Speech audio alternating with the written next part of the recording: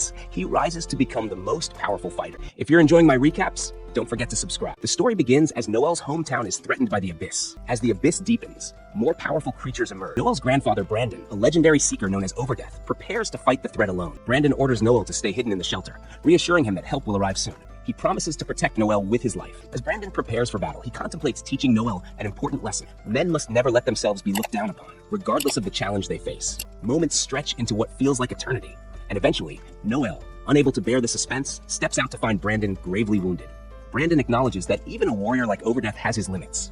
Despite his critical condition, Brandon looks Noel in the eye and asks if he still wishes to become a seeker. Holding back his tears, Noel responds with unwavering determination.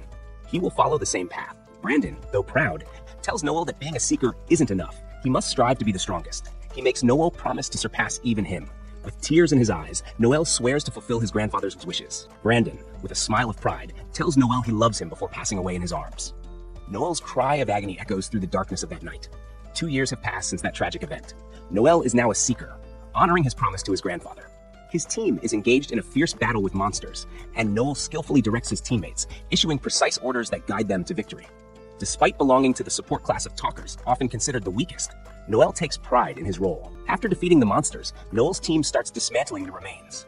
Suddenly, the Vampire Queen emerges from hiding, releasing a cloud of poisonous gas that spreads quickly and throws the team into chaos. Lloyd and Walter, realizing the urgency, prioritize saving Noel, as they know they can't win without his buffs. Tanya follows, but in the confusion, she gets struck by the Queen. Without Noel's support, Lloyd and Walter struggle against the onslaught.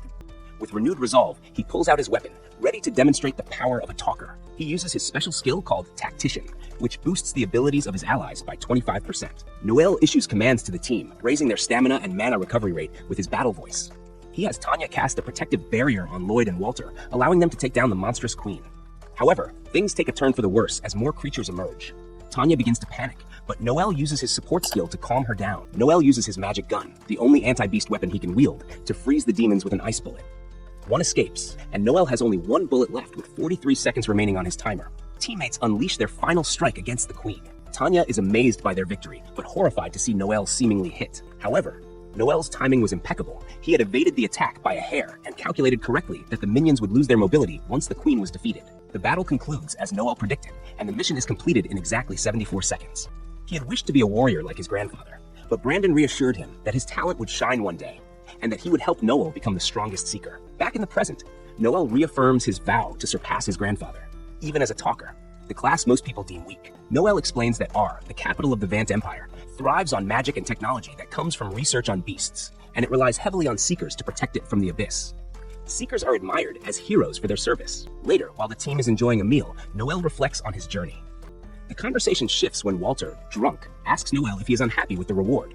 He playfully teases Noel for caring too much about money, saying a seeker should be big-hearted. Walter's words remind Noel of something his grandfather once told him. Seekers must prioritize money, as it allows them to buy the best equipment and supplies for survival. Being called greedy or selfish isn't something to be ashamed of. It's a sign of success. Overdeath had taught Noel never to let others look down on him, regardless of their opinions. Returning to the present, Noel insists he isn't upset about the reward, but Walter continues to criticize him. Their argument escalates, with Noel mocking Walter's reliance on age as a measure of authority.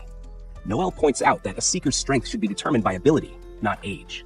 Furious, Walter accuses Noel of staying safe during battles while others put their lives on the line. However, Noel continues to taunt him, which only intensifies the conflict. Lloyd quickly steps in to break up the fight, reminding them that they are comrades. To calm the tension, Lloyd suggests they split the reward and call it a night. This diffuses the situation, and the team agrees, deciding to set their differences aside. After paying the clan fee, each member ends up with only $2,500 from the mission payout. Tanya expresses her disappointment, feeling the amount is too little given the effort they put in. Lloyd tries to reassure her, explaining that while the mission was tough, missions like this one are rare, and they will earn more money in future jobs. Lloyd updates the group on their total savings, just over $100,000. Without hesitation, Noel proposes using that money to start their own clan. Lloyd warns him that establishing a clan requires a registration fee of $200,000, which is far more than they currently have. Noel remains confident, revealing that he is willing to contribute an additional $80,000 from his personal savings to meet the goal. He tells them he has already found a lead on a cheap place. Noel counters that their youth, attractiveness, and skills are assets that the country values. He argues that their appearance and abilities could help them secure sponsorships and additional income through contracts with companies. Noel shocks everyone when he declares that if they don't agree to form the clan, He is prepared to quit the party and take his share of the savings. He reminds them that he has a dream to surpass his grandfather, the legendary Overdeath, and become the greatest seeker. Lloyd is taken aback by Noel's conviction, but he understands that this is something Noel is unwilling to compromise on. Tanya, still in disbelief, questions Lloyd's choice, but he reassures her that this was always the path they were destined to take. Lloyd suggests they discuss the details further after resting and recovering from the long day and all the alcohol they've had. The group agrees to meet again in 2 days to finalize their plans. As everyone leaves, Tanya stops Noel, but in the end, only says goodbye. The next day, Walter frantically informs Noel that Lloyd and Tanya have betrayed them, leaving Noel shaken and uncertain about what to do next. The letter reveals that Lloyd had invested all his money in meme coins, falling into deep debt. Desperate to pay it off, he used the party's funds before he and Tanya vanished without a trace. Noel, however, finds the situation amusing. Walter reminds him that they've just been betrayed, but Noel can't help but laugh at Lloyd's downfall. Walter, serious about the matter, shares that he had gotten a lead on a great job, but found Lloyd's place emptied and only the note left behind. The owner mentioned that left the night before. Noel concludes they must have slipped out of the city before the gates closed, giving them time to pursue the traitors. Walter is eager to chase after them, wanting to punch Lloyd in the face to release his anger. But Noel, always calculating, reminds him that this kind of betrayal isn't something they can just brush off. If it comes to it, Noel is ready to fight Lloyd and Tanya to the death. Walter is shocked, but Noel asks if he's truly prepared to defeat Lloyd and Tanya in battle. Walter is confident, but the thought of fighting Tanya gives him pause. Noel explains that Lloyd likely thought they wouldn't come after him because there's no way to recover the stolen money. Walter wonders if that means they should give up, but Noel refuses to back down. His motto, repay friends and foes 1,000-fold. He orders Walter to gear up, and they head to the Orc Club. At the club, Noel announces their betrayal to the crowd, offering a reward of $220,000 for anyone who captures Lloyd and Tanya. Walter is puzzled by Noel's public announcement, but Noel assures him it's all part of the plan. A group of adventurers accepts the challenge and rushes off to find the traitors. As the club clears out, a man approaches Noel, revealing that he saw Lloyd and Tanya on the road. Walter demands information, but the man refuses to talk without compensation. Noel offers half the reward, recognizing the man's desperation. With no other option, the man reveals the traitor's location. Noel instructs Walter to wait at the gate while he handles other business. A while later, as Noel prepares to leave, Walter wonders if he's truly ready to kill Lloyd and Tanya. Noel doesn't hesitate. He reveals that he always has contingency plans, even for betrayal. Walter is stunned, realizing Noel never fully trusted them. Noel explains that trust isn't blind faith. Being cautious about who you trust is crucial for survival. Meanwhile, Lloyd reassures Tanya that Noel won't chase after them because the money can't be recovered. But they are caught off guard when Noel appears, using his abilities to immobilize them. Noel calls the move Stun Howl, scolding Lloyd for being careless. Walter demands answers, but Noel remains calm, piecing together the truth. Lloyd's story about meme coins was a lie. He had been gambling and lost everything. Lloyd tries to apologize, but Walter is enraged. Lloyd defends himself, claiming leadership was harder than they realized. Noel silences him, reminding Lloyd that he wanted to be the leader in the first place. Noel punishes Lloyd mercilessly, while Tanya pleads for him to stop. Noel's harshness extends to Tanya, and when she confesses to gambling party funds, Noel uses his skill, Confess, to force the truth from her. Tanya admits her addiction and blames Lloyd for their failure. When she threatens Noel with legal repercussions for using mind control, he points out that embezzlement allows for such actions under imperial law. Noel is terrifyingly methodical. He warns them both that they face 10 years of hard labor for their crimes. The bum from earlier grows impatient for his reward, but Noel tosses him aside, refusing to let filth touch him. He silences the man with a punch, a technique his grandfather taught him, designed to paralyze foes. Just then, Noel's contact arrives. Fashkio, a slave trader from the Lano family. Fashkio is notorious for his cruel and unpredictable nature, earning the nickname the Mad Clown. Walter realizes this is the business Noel was handling before their pursuit. Noel had anticipated that Lloyd and Tanya wouldn't have any money left, so he struck a deal with Fashkio to sell them as slaves to recoup the lost funds. Fashkio appraises the pair and offers $60,000, citing a new ordinance from a church that limits luxury spending. Noel refuses the low offer, haggling the price up to $150,000. Fashkio threatens Noel, but Noel has already outsmarted him. He offers to spread the word that Fashkio paid $300,000 for the pair, inflating their value so Fashkio can resell them at a profit. Despite the risks, Fashkio agrees to the deal. Tanya begs for mercy, reminding Noel of their friendship, but he coldly dismisses her as a traitor. She then turns to Walter, reminding him of his feelings for her, but as she is dragged away, she insults him as a coward. With the deal done, Noel pays the informant his $10,000, but the man insults him, calling him the devil. Unfazed, Noel sees it as a stepping stone to becoming the strongest in the world. Later, Noel meets with Walter one last time. Walter has decided to quit being a seeker, but Noel assures him that, despite his flaws, he's the best warrior Noel has ever known. They part ways, and as Noel reflects on his next steps, he spots a snake shed skin, a symbol of renewal. But shortly after, Noel begins his search for a new party, hoping this time he won't need to sell himself short. Wolf, the hero, points out that talkers like Noel can't fight alone and invites him to join his party, Lightning Bite. To everyone's surprise, Noel agrees to join, but on one condition: he must be the leader. Wolf, confident in his negotiating skills, agrees without hesitation, not realizing that Noel's condition is non-negotiable. While Wolf hesitates to give up control of his party, his teammates are more than happy to hand over leadership to someone smarter. Wolf begrudgingly agrees, though it stings to lose control of his own party. As they discuss Noel's terms, a mysterious girl sneaks up on them. Her name is Elma, and she's seen a notice Noel posted about recruiting new party members. Noel explains that non-seekers can't join, but Elma insists that at 21 years old, she's not only eligible, but also 5 years older than Noel. Lightning Bite's members start questioning her background, but she answers their queries easily. Noel, sensing there's more to her story, learns that Elma is a C-rank scout, a valuable asset, especially when exploring dangerous places known as abysses. When asked why she wants to be a seeker, Elma shocks everyone by saying she has no interest in the profession at all. Instead, she's come specifically to meet Noel, the grandson of Overdeath, a legendary seeker. Elma's own grandfather, Alor, once fought Overdeath and lost his arm in the process. Expecting some sort of revenge plot, Noel is taken aback when Elma assures him she holds no grudge. She simply wanted to see what kind of seeker Noel has become. When she reveals her grandfather's name, Alor, a hush falls over the bar. Alor is the infamous leader of the Society of Assassins, a secretive organization that takes out targets for a price. One patron, skeptical of Elma's story, accuses her of lying and claims she doesn't belong in the bar. As only seasoned seekers are allowed in, Elma boldly declares she'll prove herself by fighting him. Despite concerns from the others, Noel seems confident in her abilities. Sure enough, when the thug attacks, Elma easily defeats him, leaving everyone stunned. Seeing her strength firsthand, Noel immediately hires Elma to join the Blue Beyond party. Elma, hungry after the fight, snacks on a fried bun as she and Noel discuss their families.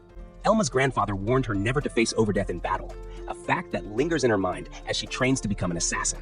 Though she hasn't reached B rank yet, she's confident she's close. Elma recounts her failed attempt to join the Society of Assassins. During her entrance exam, she effortlessly defeated her opponent, but her ruthless approach got her disqualified. The Society's new leader, Sion, deemed her a poor fit, explaining that they were transitioning into a more legitimate organization, planning to affiliate with the Crown and focus on espionage rather than contract killings. Noel is shocked by the revelation, but wonders if the Society will now try to silence them. Elma assures him she'll protect him, but Noel quickly dismisses the idea of her playing the role of his big sister. As they journey together, Noel teaches Elma about the intricacies of being a seeker.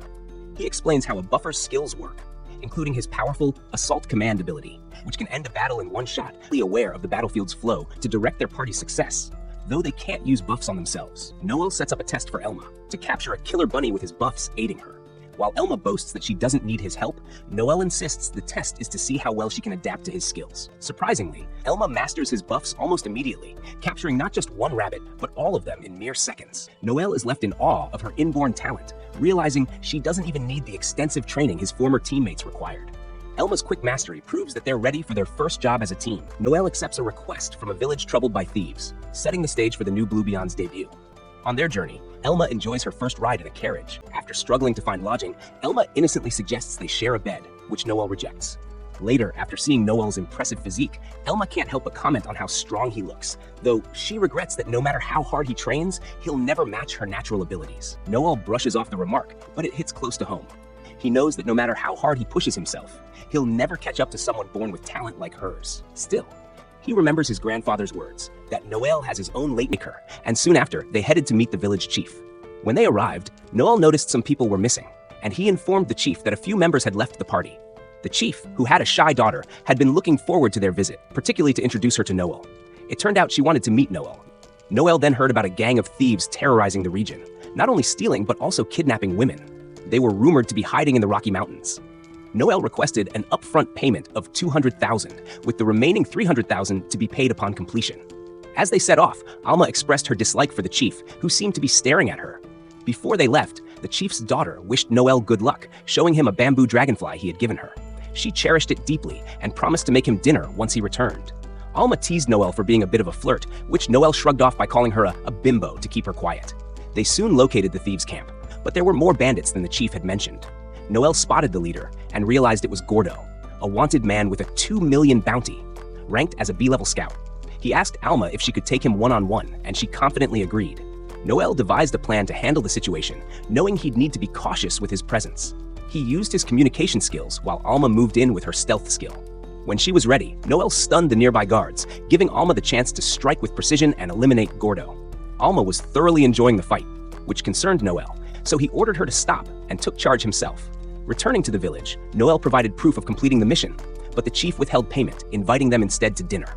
During the meal, the chief's daughter expressed a desire to become a seeker. However, training as a frontline fighter would take 2 years. Disheartened by the time it would take, she hesitated but confessed she wanted to join Noelle's party someday. The chief then brought out a bottle of wine, supposedly worth 100,000, reserved for special occasions. He offered to share it with Noelle, who quickly noticed something off. The wine had been tampered with, and Noelle suspected it was poisoned. Realizing the chief intended to rob him rather than pay him, Noelle accused him of lying about the number of thieves and of setting up this ambush. Alma, being an assassin, was immune to poison, but the chief's plan had still failed. When the chief tried to drive Noelle away, Noelle used a mind spell, forcing him to confess. He threatened to punish the chief, who panicked and promised to pay the remaining balance. His daughter ultimately handed over 820,000 to save her father from further humiliation, though she grew bitter toward Noelle for this. Alma reassured Noelle, reminding him to come to her if he ever felt hurt. As they traveled onward, they spotted an airship belonging to the prestigious Seven Stars Regalia clan, a royal clan recognized for its strength and honor. The sight stirred a desire in Noelle to someday reach their level, sparking Alma's memories of her own past. Alma recalled her failed advancement test within the Assassin Society. The head of the society questioned if she had killed her grandfather, Alor. Alma admitted she had. Alor had been a terrifying figure, driven by an insatiable hunger for power, even resorting to kidnapping village girls to create offspring who might one day carry his essence. Alma, the only survivor among her siblings, had endured a harsh life under him. For this reason, the head of the society expelled her, believing she was too dangerous. Though shattered, Alma had one piece of advice: to seek out Noel, grandson of Eber. And with that, our episode ends. Make sure to subscribe and hit the bell icon to stay tuned for more.